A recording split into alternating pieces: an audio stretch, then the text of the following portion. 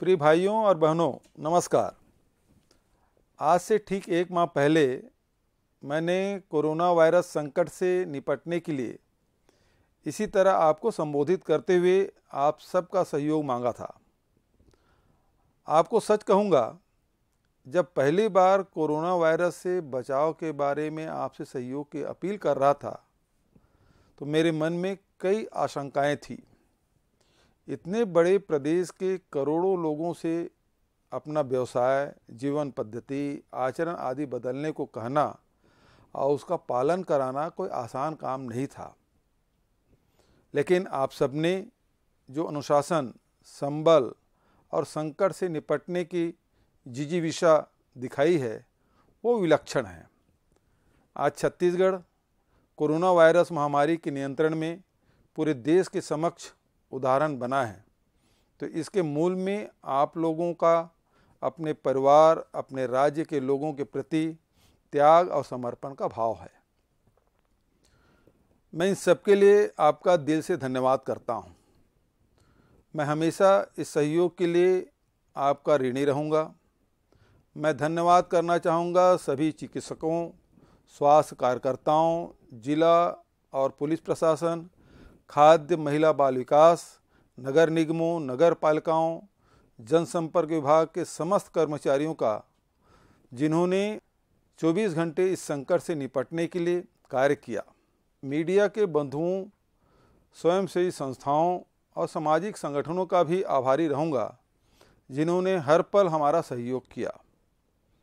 हमारे राज्य में अगर हम कोरोना संक्रमण को नियंत्रण में रख पाए हैं तो उसमें सबसे बड़ी भूमिका हमारे गांव की रही है।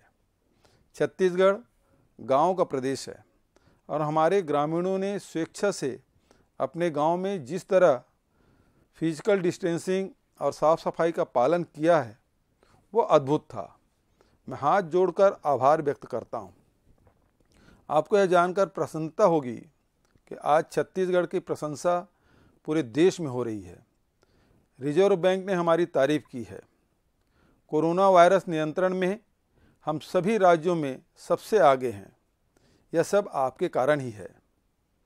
20 अप्रैल से राज्य में बहुत सारी आर्थिक गतिविधियां प्रारंभ करने पर हम विचार कर रहे हैं। गांव में मनरेगा के काम शुरू हो गए हैं। आप अपने ज़िले में क्या क्या कर सकते हैं, इसकी पूरी जानकारी और दिशा निर्देश आपको बताए जा रहे हैं। इन दिशा निर्देशों का पालन करना सबके लिए ज़रूरी है। मेरा आपसे विनम्र आग्रह है कि आप रोज़मर्रा के कामों में पूरी सावधानी बरतें, अफवाहों से सावधान रहें। कोरोना को हमने अपने प्रदेश में नियंत्रित जरूर कर लिया है, लेकिन खतरा अभी टला नहीं है। हमें उसे अपने राज्य में फैलने का दूसरा अवसर नहीं देना है। अगर आपने फिजिकल डिस्टेंसिंग का पालन किया, लगातार हाथ धोते रहे और भीड़ भाड़ से बचें तो कोरोना को राज्य में फिर से फैलने का मौका नहीं मिलेगा। एक बार फिर मैं आपको सहयोग के लिए आपका आभार व्यक्त करता हूं।